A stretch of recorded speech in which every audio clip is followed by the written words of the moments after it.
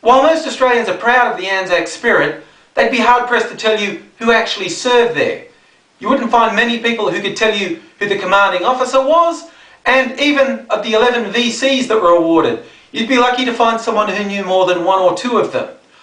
One name that people are most likely to remember is Simpson, and they'll talk about Simpson and his donkey.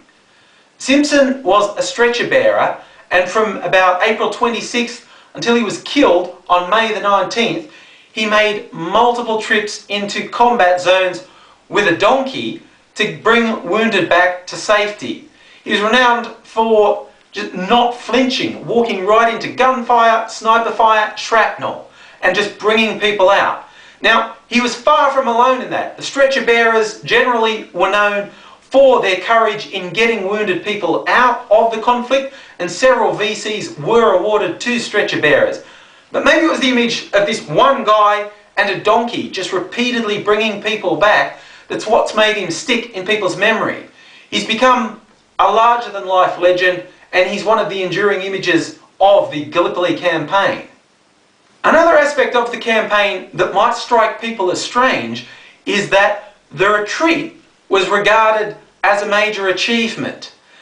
Essentially, because of the terrain, high cliffs down to the beach, and the Turks had the high ground, a retreat was going to be just horribly dangerous.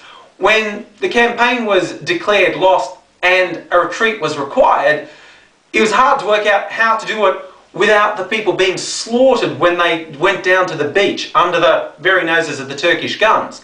And the ingenuity shown in making a successful retreat is regarded as really a major badge of honour by the Australian troops. Two of the notable things they did is in the lead up to the retreat, the Australians in the lead trenches would stay down and be absolutely silent for hours on end, and eventually Turks suspecting they'd retreated would come out to inspect the trenches, and the Australians would open fire, eventually making the Turks think we shouldn't go out just because they've gone quiet.